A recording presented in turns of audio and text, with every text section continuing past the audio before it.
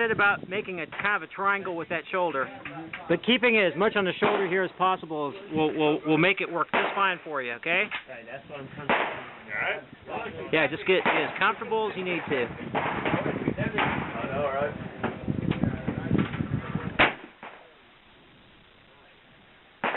Yeah, you actually have to chamber it now.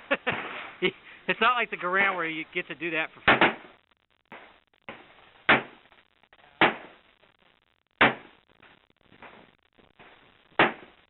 Take your time and relax, okay? Is it really hard? I won't be shooting it much for you today. All right. You can always get a butt pad for it. Or a sissy pad, as I call it. Yeah, I forgot about that. Sorry. Nothing's happening, man. Game over.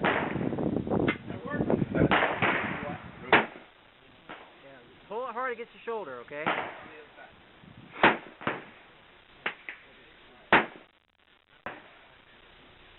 You just have to make sure it's comfortable to use.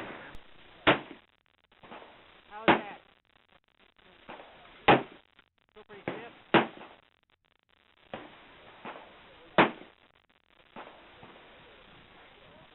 Tell you what, if that's not working, you may want to put your other arm out in front like that. So you could, or just, no, just hold it out here like that. Oh. Yeah, try that. See if that takes some of the recoil out.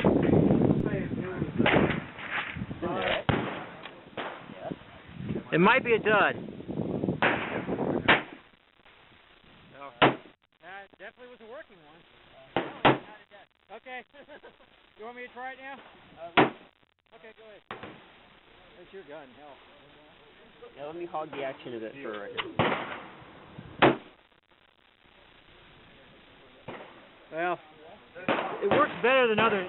Sometimes it works, sometimes it doesn't. Okay, if you push it that hard, yeah, just work with what you got, and then See if I can do it from there. see if you can push the rest in. There you go. There you go. All right.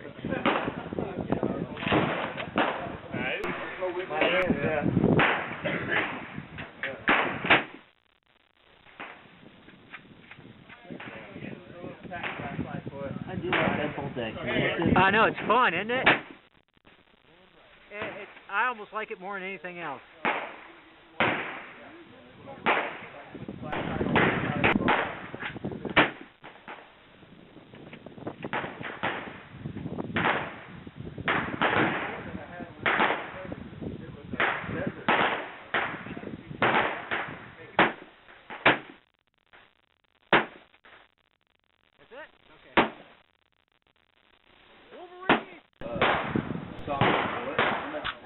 Or as you like to call it, your metal and wood stick of death. Yeah. All right, you took what, the far right?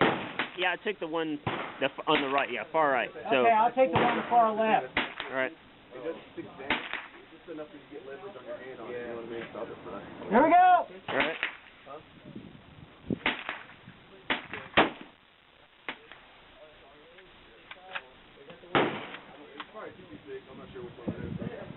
It looks like 9mm. That's probably what it is. 56.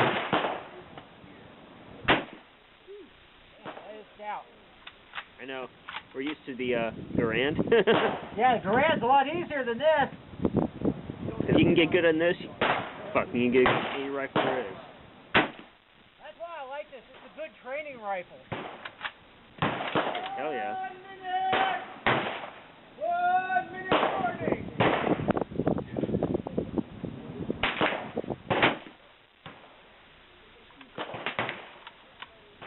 I think I'm pulling it. That's what I can see. It's hard to see. I always do that. Got it? Yeah. Yeah, after a while you get used to it.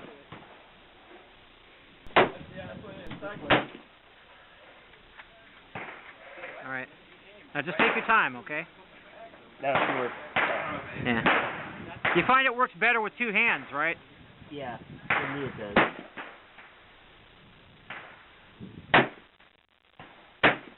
Good shot. At least your form was good.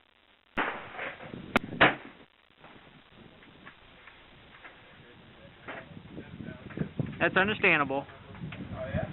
I had rounds for it, alright, one side. We'll get it brought out here.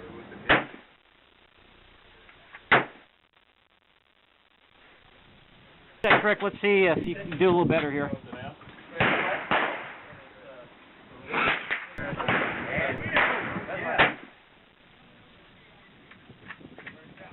Yeah, it takes a little getting used to, right? Yeah, you can learn it though, it's not hard. There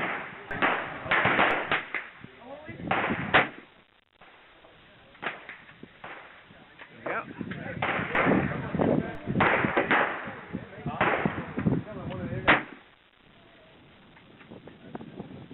Oh, you done? Oh, okay.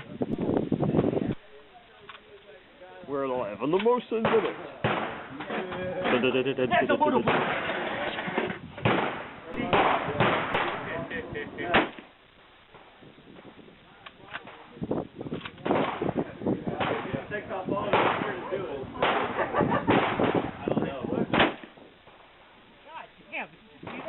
No, what happened? Still that work go blah like that. What, the target? Yeah, right behind the target. Little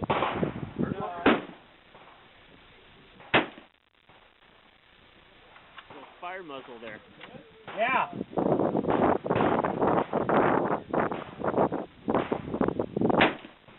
We make flames because we like to make flames. That's right.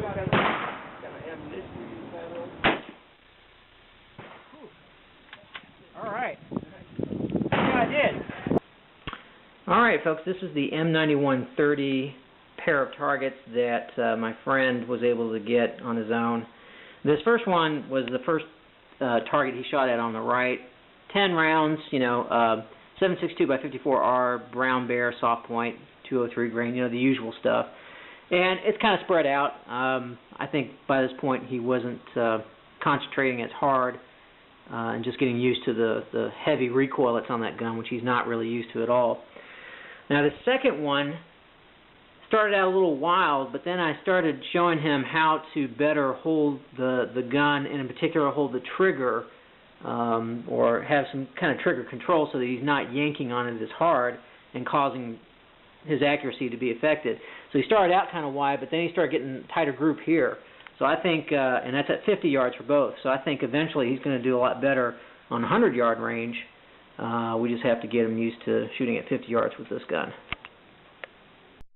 And here are the last two pairs of targets for the M91 These are my targets. And as you see in the video, this is my set of 5 at 50 yards. Pretty good shooting, not unexpected. Probably would have been a lot better if the wind hadn't been coming in this direction at about 15 to 20 miles per hour.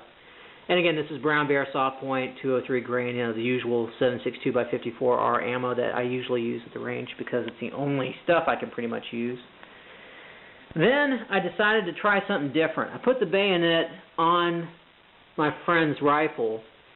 Now, if you notice that I put something on the tip of his rifle to push the tip higher so that his gun will shoot lower, and you've seen videos for that, but here's the interesting thing. This is what it's like without the bayonet. This is like with it on. And this kind of proves what a lot of folks say on the forums and online, that if you put the bayo on, it is going to affect how you shoot. So you just need to be mindful of that depending on what ammo you use, because if I took that sight adjustment off, when I didn't have the bayonet on, it was shooting way up here, and to put that extender on it, it finally got it down to where it needs to be. Whereas here, if I took that tip off, I bet you these would be pretty close to bullseye.